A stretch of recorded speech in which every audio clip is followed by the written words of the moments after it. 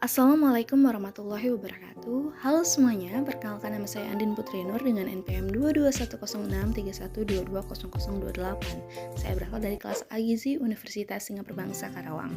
Di sini saya akan menjelaskan mengenai sentral dogma. Sentral dogma ini menjelaskan bagaimana proses pembacaan materi genetik menjadi protein yang berperan di setiap tahap metabolisme di dalam tubuh suatu organisme.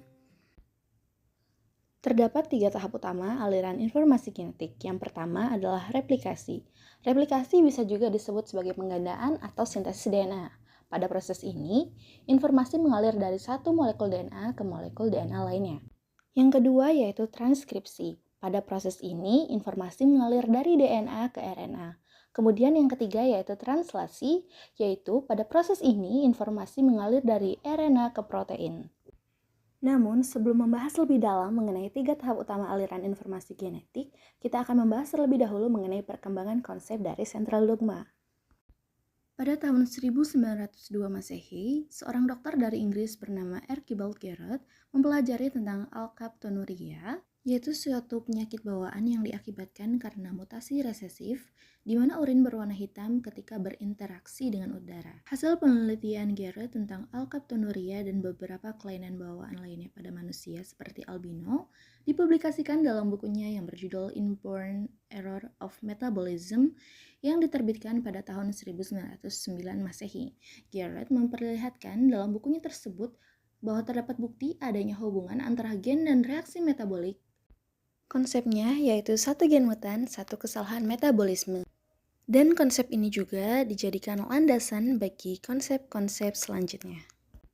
Lalu pada tahun 1942, Bedel dan Tatum memulai penelitian bidang genetika biokimia dan menjelaskan sifat jalur metabolisme dengan menggunakan jamur Neurospora crassa yang bisa hidup dalam medium minimal yang mengandung garam anorganik, gula sederhana, dan satu vitamin yaitu biotin.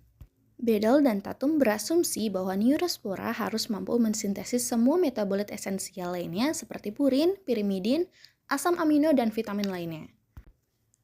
Biosintesis dari faktor-faktor pertumbuhan ini harus ada dalam kontrol genetik. Konsekuensinya, mutasi pada gen-gen yang produknya terlibat dalam biosintesis metabolit yang esensial akan menghasilkan strain mutan yang memerlukan tambahan faktor-faktor pertumbuhan. Dengan kata lain, mutan tersebut tidak dapat hidup pada medium minimal. Kemudian, Bedel dan Tatum menguji prediksinya dengan menggunakan spora aseksual atau Conidia tipe liar Neurospora yang diiradiasi dengan sinar X atau sinar UV. Hasil uji yaitu pada mutan yang dihasilkan menunjukkan adanya hubungan antara gen-gen dan enzim yang melahirkan hipotesis satu gen, satu enzim. Setelah Garrett, Bedel, dan Tatum, selanjutnya adalah Francis Crick. Francis Crick merupakan salah satu ilmuwan besar di Inggris. Beliau terkenal karena karyanya bersama James Watson yang mengusulkan model DNA double helix pada tahun 1953 yang didasarkan pada penemuan Maurice Wilkins, Rosalind Franklin, dan kawan-kawan. Penemuan ini terbukti sangat penting untuk penelitian biomedis. Bahkan berkat penemuan ini, Crick, Watson, dan Wilkins mendapatkan penghargaan Nobel dalam bidang fisiologi atau kedokteran pada tahun 1962. Sebelum mendapatkan penghargaan Nobel tersebut, 3 tahun setelah pengusulan model DNA double helix, yaitu tepatnya pada tahun 1956, Crick juga mengusulkan konsep 3 tahap utama aliran informasi genetik, yaitu replikasi, transkripsi, dan translasi, yang dikenal dengan sebutan The Central Dogma of Molecular Biology. 1.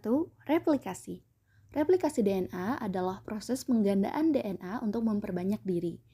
Proses ini terjadi pada fase sintesis saat interfase pada saat sel akan membelah.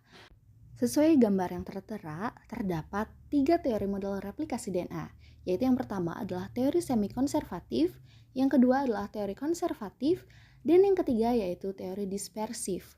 Dari ketiga teori model replikasi, yang diakui adalah teori semi-konservatif yang menyatakan bahwa dalam mekanisme replikasi DNA, kedua untai DNA atau polinukleotida berpisah dan masing-masing membuat untai polinukleotida baru sebagai pelengkapnya. Untuk lebih jelasnya mengenai proses replikasi DNA akan saya jelaskan dalam video 3 dimensi sebagai berikut. Langkah pertama dalam replikasi DNA yaitu memisahkan dua untaian. Proses ini dinamakan unzip yang dilakukan oleh enzim helikase. Hasilnya dapat berupa bentuk di bagian dalam yang dinamakan dengan garpu replikasi. Helai yang berpisah masing-masing menyediakan template untuk membuat untaian DNA baru. Setelah setiap helainya berpisah, datanglah enzim primase mengikat untaian DNA bagian atas untuk memulai prosesnya dengan cara menarik nukleotida RNA dari luar ke dalam untuk dicocokkan. Enzim ini sebagian kecil membuat helaian RNA untuk mengikat sebagian untaian DNA bagian atas yang disebut primer.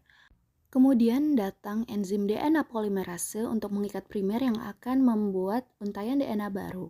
Enzim DNA polimerase hanya bisa menambahkan nukleotida DNA ke satu arah dari ujung 5 aksen ke ujung 3 aksen. Untaian DNA baru ini disebut sebagai leading strand atau untaian paling maju yang dibuat secara terus-menerus. Enzim DNA polimerase berfungsi menambahkan nukleotida satu persatu ke arah 5 aksen sampai ke arah 3 aksen. Sedangkan pada bagian daerah lain di untaian bawah terdapat lagging strand atau untaian yang tertinggal sehingga tidak dapat membuat secara terus-menerus seperti untaian di bagian atas. Karena tiap untaian berjalan ke arah yang berlawanan, untaian di bawah ini hanya dihinggapi oleh enzim DNA polimerase sebagai pembuat untaian DNA dalam serangkaian kecil saja yang disebut fragmen Okazaki.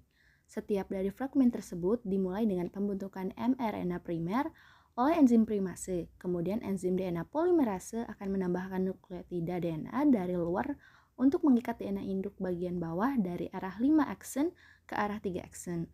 Selanjutnya, enzim primase akan menambahkan RNA primer kembali dengan jarak yang lebih jauh di daerah lagging strand. Kemudian, fragmen Okazaki dibuat lagi oleh enzim DNA polimerase dan selanjutnya prosesnya diulangi lagi seperti tadi. Setelah DNA baru dibuat, enzim exonuklease akan menghilangkan semua RNA primer di kedua DNA yang terbuat. Setelah itu dilanjutkan lagi oleh enzim DNA polimerase untuk mengisi celah kosong yang tertinggal. Terakhir, enzim DNA ligase menyegel tiap-tiap fragmen DNA yang terbuat di kedua DNA yang membentuk double helix secara terus-menerus. Yang kedua adalah transkripsi. Transkripsi merupakan sintesis RNA pada suatu cetakan DNA dengan enzim RNA polimerase. Transkripsi DNA terjadi pada inti sel. Rentang DNA yang ditranskripsi disebut dengan unit transkripsi. Dalam proses transkripsi terdapat 3 tahap penting, yaitu inisiasi, sintesis perpanjangan RNA, dan tahap akhir transkripsi. Ruas DNA yang akan ditranskripsikan dimulai dari tanda awal, promotor, sampai tanda akhir, yaitu terminator. Pada ruas tersebut mungkin terdapat hanya satu gen atau lebih dari satu gen. Untuk lebih jelasnya, mari kita lihat penjelasan dalam video berikut. Dalam kebanyakan sel manusia, terdapat struktur yang bernama nukleus, yaitu inti yang berisi gen-gen. Pada manusia terdapat 23 pasang kromosom. Setiap kromosom mengandung untaian panjang DNA, tersusun erat di sekeliling protein yang disebut histone. Dalam DNA ada bagian yang disebut dengan nama gen. Gen-gen ini berisi petunjuk untuk membuat protein. Ketika gen diaktifkan, enzim yang disebut RNA polimerase menempel pada awal gen. Bergerak di sepanjang DNA membuat untaian mRNA dari base kosong yang ada di dalam nukleus. Kode DNA menentukan urutan base kosong yang akan ditambahkan ke mRNA. Proses ini disebut sebagai transkripsi.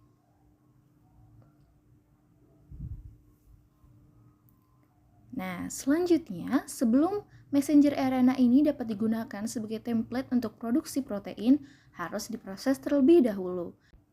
Hal ini dengan cara yaitu menghapus dan menambahkan bagian dari RNA. mRNA kemudian bergerak keluar dari inti menuju sitoplasma. Pabrik protein dalam sitoplasma disebut ribosom, yang sekaligus akan menjadi tempat proses translasi. Dan yang terakhir yaitu translasi. Translasi merupakan proses sintesis RNA menjadi protein dengan bantuan ribosom. Pada eukariot, proses ini terjadi di retikulum endoplasma, sedangkan pada prokariot proses ini terjadi di sitoplasma. Ribosom terdiri dari 2 subunit, yaitu subunit kecil dan subunit besar, yang mengandung rRNA dan protein. tRNA merupakan molekul RNA yang membawa asam amino sebagai bahan dasar protein. Asam amino terikat pada satu ujung tRNA dan pada ujung lainnya terdapat 3 gugus nukleotida dengan basa spesifik yang disebut antikodon. tRNA spesifik untuk satu asam amino. Antikodon ini merupakan komplement dari kodon yang ada pada mRNA, sehingga antikodon inilah yang membaca dan menentukan asam amino mana yang akan dirangkaikan selanjutnya. Tahap translasi ada 3. Yang pertama adalah inisiasi. Pada tahap ini, kodon pertama mRNA yang bertemu dengan ribosom disebut sebagai kodon start. Kodon start ini adalah AUG atau asam amino metionin.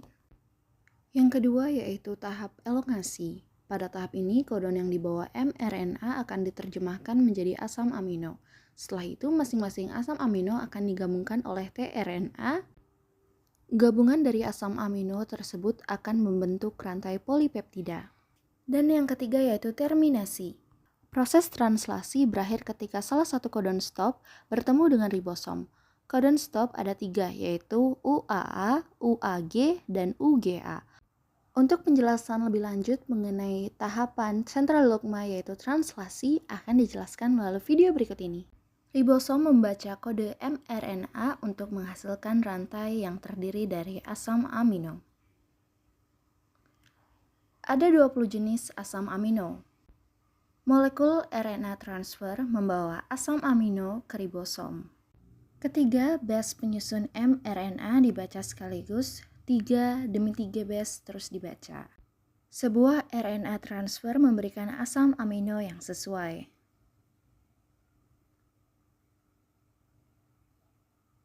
Hasilnya ditambahkan membentuk rantai dari asam amino. Setelah asam amino terakhir telah ditambahkan, rantai asam amino terlipat ke dalam bentuk 3 dimensi yang kompleks untuk membentuk protein. Mungkin sekian penjelasan yang dapat saya sampaikan, kurang lebihnya mohon dimaafkan. Terima kasih telah menonton video ini. Wassalamualaikum warahmatullahi wabarakatuh.